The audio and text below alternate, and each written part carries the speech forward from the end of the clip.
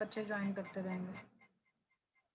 Right, सो हम लोगों ने मैक्सवेल डिस्ट्रीब्यूशन ऑफ स्पीड्स कर लिया। ठीक है, अब हम करेंगे different types of molecular velocities और स्पीड्स। ठीक है, ये जो गैस के मॉलिक्यूल्स हैं इनको हम एक्चुअली इनकी वेलोसिटीज को मेजर करते हैं। डिफरेंट मतलब इनकी different types of molecular velocities होती हैं। So there are 3 types of molecular velocities. Number 1 is most probable velocity, जो कि हम लोगों ने मैक्सवेल डिस्ट्रीब्यूशन ऑफ स्पीड्स में ऑलरेडी डिस्कस की है कि मोस्ट प्रोबेबल वेलोसिटी कौन सी होती है, कि वो जो वो मैक्सवेल डिस्ट्रीब्यूशन कर्व में जो पीक को कॉरेस्पॉन्ड करती वेलोसिटी है, यानी कि fraction maximum fraction of molecules जो वेलोसिटी पोजेस करते हैं अकॉर्डिंग टू दैट कर्व, ठीक है, that is known as most probable velocity. So the most probable velocity, इसको डिनोट करते हैं हम with alpha या CMP या CMP. C is velocity, MP is most probable. ठीक है, so it is possessed by maximum fraction of molecules at particular temperature and which corresponds to the peak of the curve. ठीक है, is called most probable velocity. और most probable velocity को हम calculate भी कर सकते हैं by using this formula. So alpha या CMP, it is equal to under root 2RT by M. R is universal gas constant, T is temperature, absolute temperature यानी कि temperature in Kelvin, and M is molecular mass of gas. ठीक है, तो ये formula लगा के हम most probable velocity भी कैलकुलेट कर सकते हैं अगर हमें उस गैस का टेम्परेचर मालूम हो। Then second is average velocity, इसको हम डिनोट करते हैं V के साथ या C बार के साथ। ठीक है, so it is defined as arithmetic mean of the velocities possessed by different molecules of a gas at particular temperature. Arithmetic mean मतलब जितने भी गैस के मॉलिक्यूल्स की वेलोसिटीज हैं उन सारे गैस के मॉलिक्यूल्स की वेलोसिटीज का सम करके divided by number of molecule, जैसे हम लोग मीन निकालते हैं। ठीक है, सिंपल मीन निकालते हैं। सो V या C bar is equal to V1 plus V2 plus V3 and so on Vn divided by n। V1 V2 V3 क्या है? V1 is velocity of first molecule, V2 is velocity of second molecule, V3 is velocity of third molecule and so on, divided by number of molecules, कि कितने molecules की speeds आप ले रहे हो। So ये arithmetic mean हो गया, right? और इसका मतलब एवरेज लेना है आपने सारी वेलोसिटीज का, that is average velocity.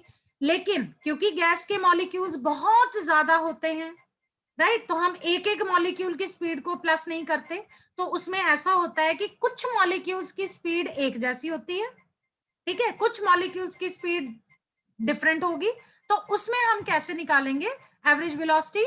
V और C bar is equal to N1 into V1 plus N2 into V2 plus N3 into V3 and so on, divided by N1 plus N2 plus N3 and so on. इसका मतलब है N1 का मतलब है कि suppose 10 molecules की velocity है for example 10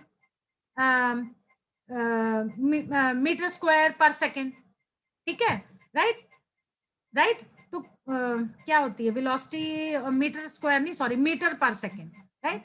इसी तरह से सेकेंड N2 का मतलब हो गया कुछ मॉलिक्यूल्स, 15 मॉलिक्यूल्स की वेलोसिटी है 50 मीटर पर सेकेंड एंड सो ऑन, तो आपने उनको मल्टीप्लाई करना है। सो N1 into V1 plus N2 into V2 plus N3 into V3 plus and so on, divided by N1 plus N2 plus N3 is, मतलब जितने भी मॉलिक्यूल्स हैं उन सबका सम करके, यानी कि टोटल नंबर ऑफ मॉलिक्यूल्स।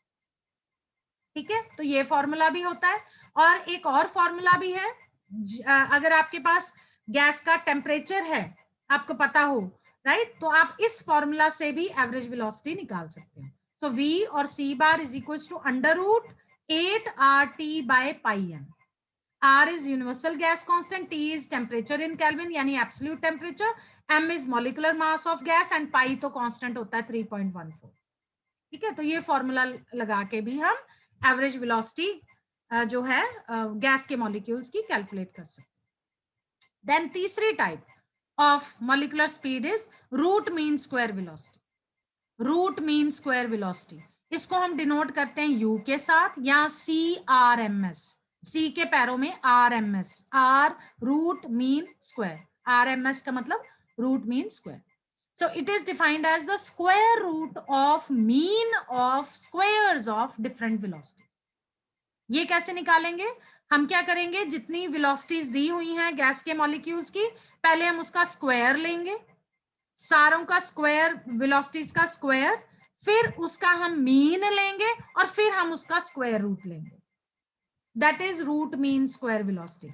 यानी कि सबसे पहले आपने जितनी वेलोसिटीज दी हुई हैं उनका स्क्वायर कर लेना है, फिर सबको प्लस करके उसका मीन ले लेना है और फिर उसका अंडर रूट ले लेना है. That is root mean square. तो उल्टा चलेंगे, स्क्वायर फिर मीन फिर रूट. ठीक है, राइट. अब ये जो फॉर्मूला दिया हुआ है ये फिर से वही है कि अगर एक मॉलिक्यूल की वेलोसिटी इतनी है, दूसरे की इतनी है, तीसरे की इतनी है, तो हम ये फॉर्मूला अप्लाई करेंगे. लेकिन फिर वही बात की गैस की मॉलिक्यूल्स में बहुत सारे मॉलिक्यूल्स होते हैं, तो उसमें कुछ मॉलिक्यूल्स की स्पीड एक जैसी होती है, कुछ मॉलिक्यूल्स की स्पीड डिफरेंट होती है, तो फिर हम ये वाला फॉर्मूला अप्लाएंगे, राइट. तो N1 into V1 square plus N2 into V2 square plus N3 into V3 square and so on, divided by N1 plus N2 plus N3 plus N4, यानी जितने भी नंबर ऑफ मॉलिक्यूल्स हैं सबको plus करके, यानी कि वो हो जाएंगे total number of molecule, right. तो पहले आपने वेलोसिटीज का स्क्वायर करना है, फिर मीन लेना है और फिर उसका अंडर रूट ले लेना है. That is root mean square velocity. ठीक है. और इसका दूसरा फॉर्मूला भी है, अगर आपको टेम्परेचर गैस का दिया हो तो भी आप कैलकुलेट कर सकते हैं. तो उसका फॉर्मूला ये है, सो यू ले लो सिंबल, या फिर जैसे हमने काइनेटिक गैस इक्वेशन में यू सिंबल यूज किया हुआ है, तो U symbol is for root mean square velocity. So it is equal to under root 3RT, right, 3RT by m. R is universal gas constant, T is temperature in Kelvin यानी absolute temperature divided by molecular mass of gas. तो ये तीन तरीके से molecular velocities जो हैं gas की हम कैलकुलेट कर सकते हैं. Most probable velocity, average velocity, root mean square velocity. I hope इतना समझ में आ गया आप लोगों को. हाँ जी, यस मैम. इतना समझ में आया? Yes ma'am. नेक्स्ट करते हैं अब, यस मैम. बहुत इंपॉर्टेंट है जिसके ऊपर क्वेश्चन भी आ जाता है, that is relationship between. Next is, लिखो. हाँ जी, नेक्स्ट इज रिलेशनशिप बिटवीन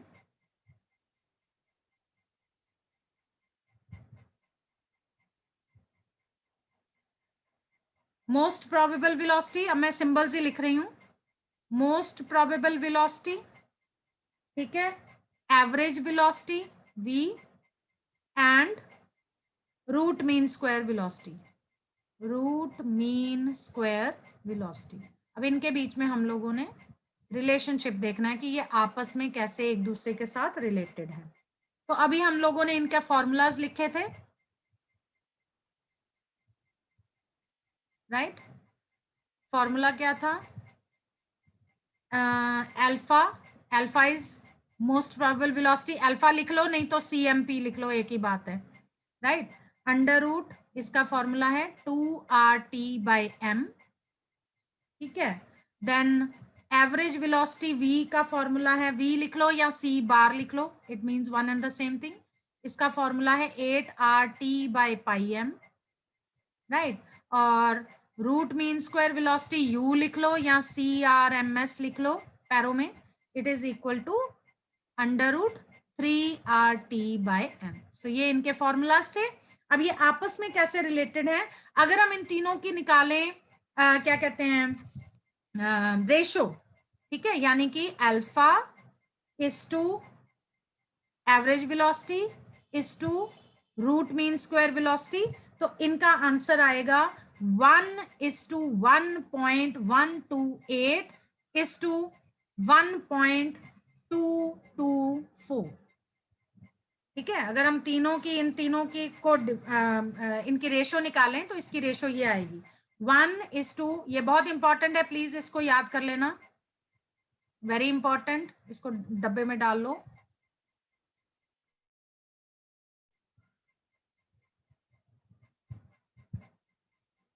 ठीक है, ये इन तीनों में रिलेशनशिप है। So most probable velocity 1:1.128:1.224, right. That means कि फॉर अ पर्टिकुलर, यहां पे लिख लीजिए please,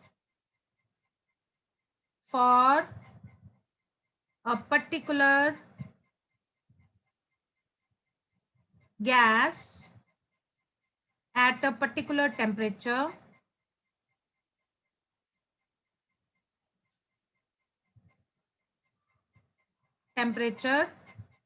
most probable velocity is greater than average velocity is greater than sorry this is sorry मैंने गलत बोल दिया, root mean square velocity is greater than average velocity is greater than most probable velocity alpha।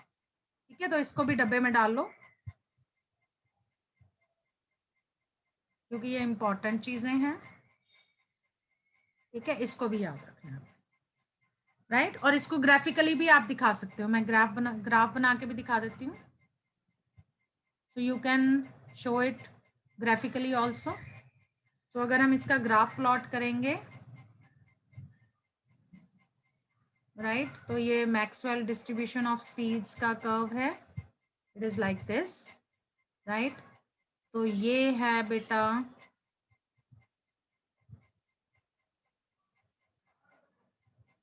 Alpha, ठीक है। This is for, ओहो किधर को जा रहा है मेरा, एक minute,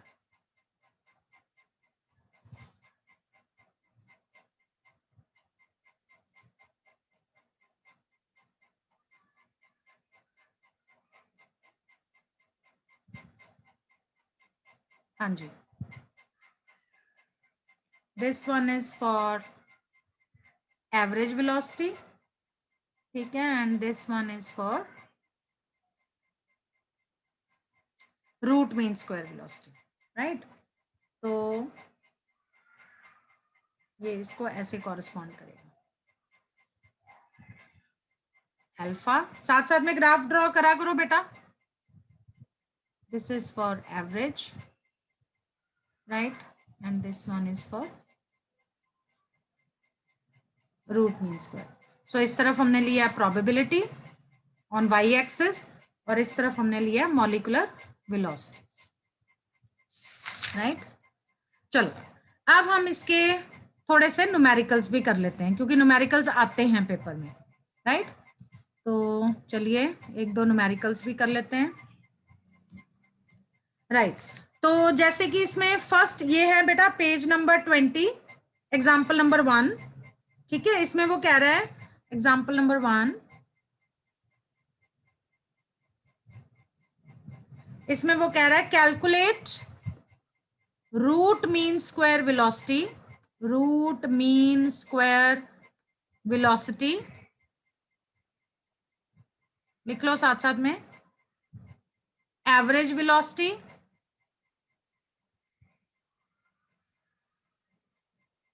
and most probable velocity of sulfur dioxide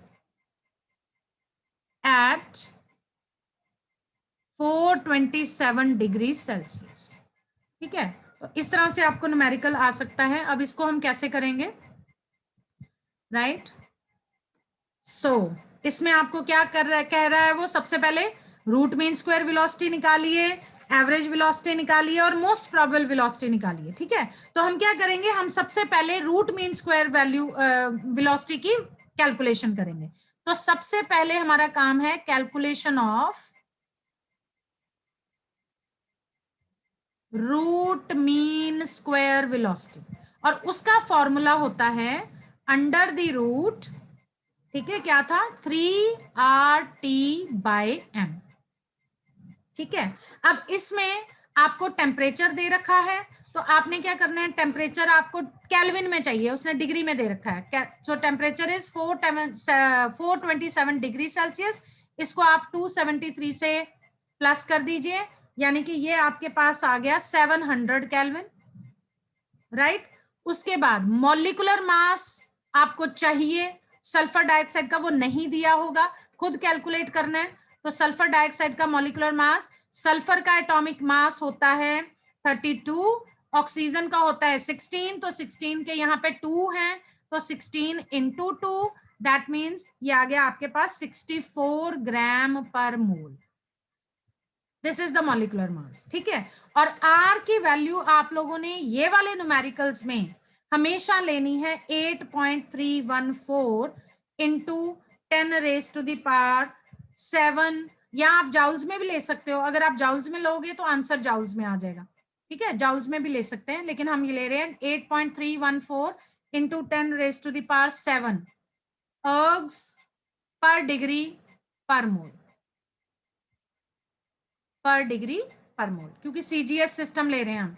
अगर मॉलिक्यूलर मास ग्राम्स में है तो आप आर की वैल्यू अर्ग्स में लोगे, अगर आप मॉलिक्यूलर मास केजी में ले रहे हो तो आप आर की वैल्यू 8.314 जाउल्स में लोगे, ठीक है। तो सीजीएस सिस्टम है तो सीजीएस लेना है, नहीं तो एसआई यूनिट्स लेनी है, ठीक है। सो यहाँ पे अब आप वैल्यूज पुट करेंगे, मैं यहाँ पे वैल्यूज पुट कर रही हूँ।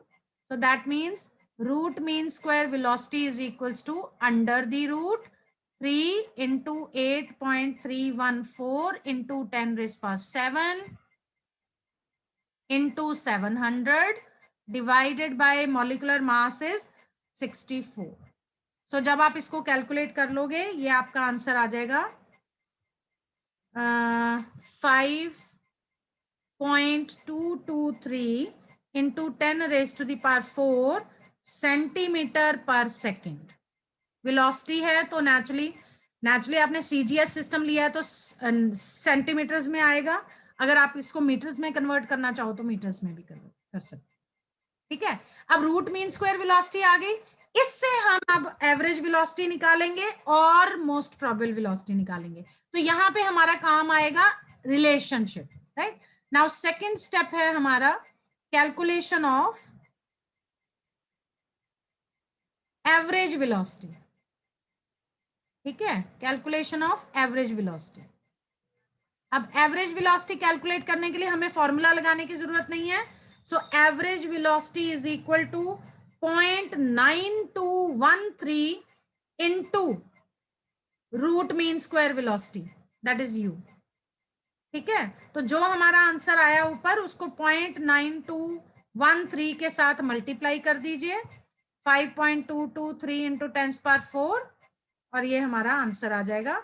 सो ये हमारा आंसर आ गया 48119 सेंटीमीटर पर सेकेंड। इसको भी आप पॉइंट्स को हटा सकते हो और ये आ जाएगा 52230 सेंटीमीटर पर सेकेंड। सो ये आपकी आ गई एवरेज वेलोसिटी। इसी तरह से बेटा हम तीसरा स्टेप करेंगे, that is calculation of most probable velocity.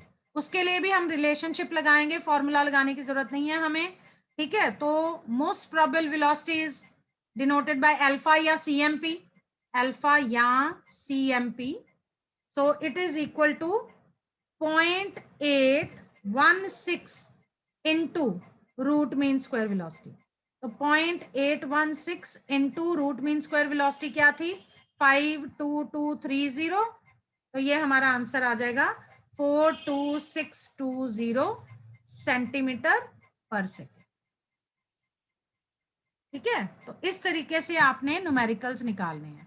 इतना समझ में आया आपको, इतना समझ में आया, ठीक है। तो वो याद कर लेना है रिलेशनशिप, राइट। सो प्लीज इसकी ये वैल्यूज जो हैं इनको याद कर लेना कि अगर हम रूट मीन स्क्वायर वेलोसिटी निकाल लें तो उससे हम एवरेज वेलोसिटी निकाल सकते हैं, उसी से ही हम मोस्ट प्रोबेबल वेलोसिटी भी निकाल सकते हैं। तो आपको हर बार फॉर्मूला लगाने की जरूरत नहीं पड़ेगी। इज इट क्लियर, इतना क्लियर है? Yes ma'am. ठीक है, एक और क्वेश्चन कर लेते हैं। सेकेंड एग्जाम्पल शेयर करती हूँ मैं दोबारा screen. Now let's take second example. हाँ जी, एग्जाम्पल 2 ये है, calculate the temperature at which at which hydrogen molecules यानी कि H2, नेचुरली हाइड्रोजन मॉलिक्यूल कहेगा तो that means H2 will have an average speed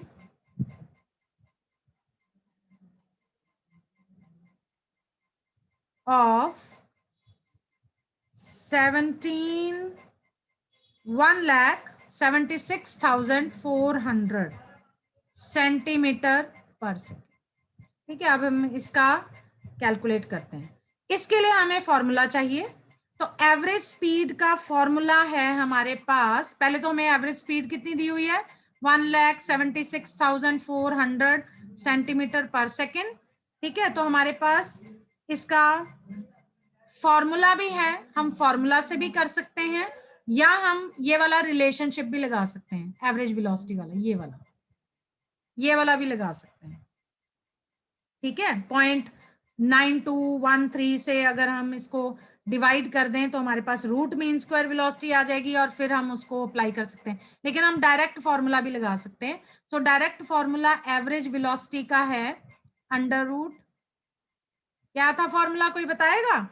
8RT/πm, यही था कि कुछ और था? जल्दी बताओ, जल्दी, किसको याद है? यही था फॉर्मूला कि कोई और फॉर्मूला था? Yes, ma'am. यही फॉर्मूला था, 8RT/πm। तो आप यहाँ पे एवरेज वेलोसिटी आपके पास है, ठीक है, आप यहाँ पे वैल्यूज पुट कर सकते हैं और निकाल सकते हैं। सो एवरेज वेलोसिटी हो गई 1,76,400, ठीक है, is equal to under the root 8, R कितना लोगे, 8.314, ठीक है, इंटू 10⁻⁷ इंटू टेम्परेचर निकालना है तो वो T आ गया हमारे पास, divided by pi 3.14 into molecular mass. Hydrogen का मॉलिक्यूलर मास कितना है, 2, क्योंकि एक हाइड्रोजन एटम का 1 है, राइट। लेकिन इस फॉर्मूला से प्रॉब्लम क्या आएगी कि यहाँ पे अंडर रूट आ गया। अब आपको क्या करना पड़ेगा, स्क्वायरिंग बोथ साइड्स, ठीक है। सो एक मेथड ये है, अब आप क्या करेंगे, स्क्वायरिंग बोथ साइड्स।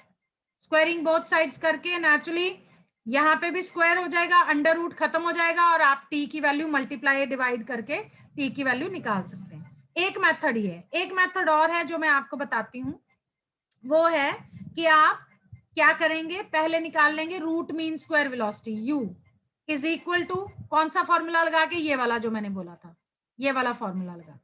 तो root mean square is equal to average velocity divided by 0.9213। So average velocity आपको दे रखी है ये वाली, दैट इज 1,76,400 डिवाइडेड बाय 0.9213। ठीक है, यहां से आपके पास आ गई रूट मीन स्क्वायर वेलोसिटी, ये मैं वैल्यू लिख देती हूँ, 1,93,100 सेंटीमीटर पर सेकेंड। तो जब आपके पास रूट मीन स्क्वायर वेलोसिटी आ जाएगी, अब आप इसका फॉर्मूला लगाओ। So root mean square velocity का फॉर्मूला है अंडर रूट 3RT/m, ठीक है। तो आप इस तरीके से भी कर सकते हैं, राइट। तो यहां से भी कर सकते हो, तो ये लगा लो, चाहे मुझे लगता है कि ये वाला फॉर्मूला ज्यादा बेटर है, सीधा डायरेक्ट फॉर्मूला लग रहा है और आप वैल्यू निकाल सकते, ठीक है, निकाल लोगे इसका आंसर, ठीक है। तो जब आप इसमें वैल्यूज पुट करोगे, इसका आंसर निकालोगे, तो इसका आंसर आ गया बेटा टेम्परेचर का, दैट इज 300 केल्विन। खुद कैलकुलेट करना, तो केल्विन में आ गया, आप इसको डिग्रीज में भी कन्वर्ट कर सकते हो, that is degree is equal to 300 minus 273, that is 27 degree Celsius, ठीक है। सो आई होप आप लोग कर सकोगे, राइट, ठीक है। सो अब हम कर रहे हैं न्यूमेरिकल काइनेटिक एनर्जी से related. So let it be example number 3। Book में डिफरेंट है, बुक में ये पेज नंबर है 24, ठीक है। सो ये है कैलकुलेट, ये भी आ जाता है, पेपर में आया हुआ है ये numerical. Calculate translational kinetic energy, जो हमने काइनेटिक एनर्जी का फॉर्मूला लगाया था वो ट्रांसलेशनल काइनेटिक एनर्जी का ही था, इसलिए कंफ्यूज ना हो जाना। Of 2 moles of a gas at 27 degree Celsius. ठीक है, सो ट्रांसलेशनल एनर्जी यानी काइनेटिक एनर्जी का फॉर्मूला लगाना है, राइट, और हमें ट्रांसलेशनल काइनेटिक एनर्जी निकालनी है 2 moles की। सो इसको निकालने के लिए सबसे पहले आपको काइनेटिक एनर्जी का फॉर्मूला पता होना चाहिए। Kinetic energy is equal to 3/2 nRT, ये फॉर्मूला था काइनेटिक एनर्जी का। इसको डाल लो डब्बे में, आपको याद रखना है फॉर n मोल्स। अगर 1 मोल के लिए कहे फिर n इज इक्वल टू 1 आ जाएगा। ठीक है, अब यहाँ पे आपको क्या दिया हुआ है, मोल्स दिए हुए हैं और टेम्परेचर दे रखा है, राइट। तो सबसे पहले जो टेम्परेचर दे रखा है आपको डिग्री में दिया हुआ है, आपका क्या काम है उसको केल्विन में कन्वर्ट करना। हमेशा याद रखना आपने टेम्परेचर को केल्विन में कन्वर्ट करना ही करना है, राइट। कुछ न्यूमेरिकल्स होते हैं जिनमें नहीं करना, अदरवाइज सब में करना ही होता है। तो ये हमारा हो गया 300 केल्विन, टेम्परेचर 300 केल्विन। आर की वैल्यू आप हमेशा जब एनर्जी वाला क्वेश्चन होगा सो आर की वैल्यू आप हमेशा लोगे 8.314 जूल्स।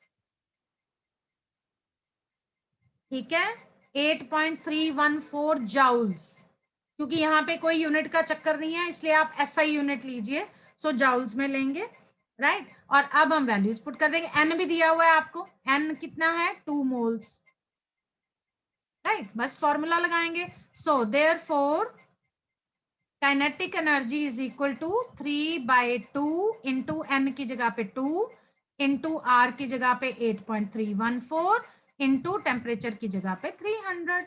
सो ये आपकी आ गई kinetic energy is equal to 7482.6 joules. ठीक है, सो इस तरीके से आप काइनेटिक एनर्जी के भी निकाल सकते हैं क्वेश्चंस। ऑलराइट, कर लोगे, कर लोगे? Yes ma'am. Yes ma'am. चलिए जी, नेक्स्ट चलते हैं फिर हम collision diameter, collision number and collision frequency क्या होती है। मैं देख रही थी काइनेटिक एनर्जी से रिलेटेड अगर और कोई क्वेश्चन हो तो सिंपल ही है, इस तरह का ही आता है, राइट। बस फॉर्मूलाज आपको याद होने चाहिए। Kinetic energy for 1 molecule 3/2 RT, for n molecules n लगा देना साथ में, यानी कि नंबर ऑफ मोल से मल्टीप्लाई कर देना। और अगर वो पर मॉलिक्यूल पूछे तो R की जगह पे K आ जाएगा। अगर वो आपसे पूछे काइनेटिक एनर्जी पर मॉलिक्यूल, तो कल भी मैंने इसका फॉर्मूला बताया था, आप R को एवोगैड्रोस नंबर से डिवाइड कर दें तो वो बोल्ट्जमैन कांस्टेंट हो जाएगा। So that is equal to 3/2, ठीक है, KT, R की जगह पे KT, K is Boltzmann's constant, K is Boltzmann's constant. बस ये चीज याद रखनी है आपको, ठीक है।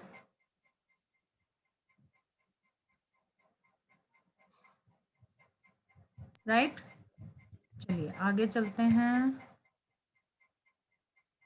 राइट, आगे चलते हैं। नेक्स्ट है हमारा topic that is collision number. पहले कोलिजन डायमीटर, ठीक है, फिर collision number and then collision frequency. Collision diameter note down कर लीजिए प्लीज। अच्छा, काइनेटिक थ्योरी ऑफ गैसेस में हमने बात की थी कि गैसेस जो हैं they are made up of number of minute particles जिनको हम कहते हैं molecules, and they are in random motion. तो वो मूव करते रहते हैं, और जब वो मूव करते हैं डिफरेंट डायरेक्शंस में with different velocities, they keep on colliding with one another. ठीक है, तो वो एक दूसरे के साथ कोलाइड करते हैं, राइट। और नेचुरली जब वो कोलाइड करते हैं तो उनके बीच में जो फोर्सेस हैं वो ऑपरेट करती हैं, राइट। एंड नेचुरली जब वो पास में आएंगे, टकराएंगे, उनके बीच में रिपल्शन भी होगी, ठीक है। And two molecules start moving apart, वो एक दूसरे से दूर जाना शुरू कर देते हैं। तो दो मॉलिक्यूल्स कितना पास आते हैं कोलिजन के टाइम, राइट। तो उनके मॉलिक्यूल्स के सेंटर्स के बीच में जो डिस्टेंस होगा that is known as collision diameter. For example, अगर दो मॉलिक्यूल्स हैं, ये है एक मॉलिक्यूल, ये है एक मॉलिक्यूल, तो ये आपस में नेचुरली कितना को पास आएंगे, ठीक है, जहां पे ये टकरा सके एक दूसरे के साथ, उसी को ही हम कहेंगे ना कोलिजन, राइट। तो एक मॉलिक्यूल है, ये दूसरा मॉलिक्यूल है, तो नेचुरली इस मॉलिक्यूल का सेंटर और इस मॉलिक्यूल का सेंटर के बीच में ये जो डिस्टेंस है, ठीक है, this is known as collision diameter and this is equal to sigma. इसको हम सिग्मा के बराबर बोलते हैं, ठीक है। सो ये जो डिस्टेंस है this is known as collision diameter, right. तो इसका डेफिनेशन आप लिख सकते हो, यानी कि the closest distance of approach between the centres of two molecules taking part in a collision. लिख लो, मैं लिख देती हूं, the closest distance of approach कितना वो आप पास आएंगे, of approach between the centers of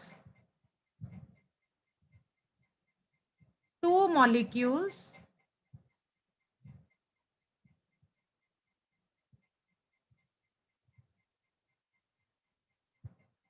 taking part in collision, taking part in a collision। तो जब दो मॉलिक्यूल्स आपस में कोलाइड करेंगे तो उनका जो क्लोजेस्ट डिस्टेंस ऑफ अप्रोच है दो मॉलिक्यूल्स के बीच में, that is known as, is called collision diameter, collision diameter, and it is denoted by sigma। So collision diameter is denoted by sigma, ठीक है। So kinetic theory of gases के accordingly ये माना जाता है कि मॉलिक्यूल्स जो हैं दे आर एक्सट्रीमली स्मॉल, बहुत छोटे पार्टिकल्स हैं, लेकिन फिर भी every molecule has an effective diameter. हर एक मॉलिक्यूल का इफेक्टिव कोलिजन डायमीटर होता है and these collision diameters are of the order of 10 raised to the power -10 metre, ठीक है, ये भी नोट कर लीजिए। So these diameters are of the order of 10 raised to the power -10 meter and they are expressed in angstroms unit, expressed in angstrom units। For example, collision diameter of oxygen molecule is equal to 3.61 into 10 raised to the power -10 metre, या हम इसको कह सकते हैं 3.61 angstrom, because 1 angstrom is equal to 10 raised to the power -10 metres, या 10 raised to the power -8 centimetre के बराबर होता है, ठीक है। इतना समझ में आ गया? आई होप आज के लिए इतना ही बहुत है, फिर कल मैं आगे कंटिन्यू करूंगी। इतना समझ में आ गया?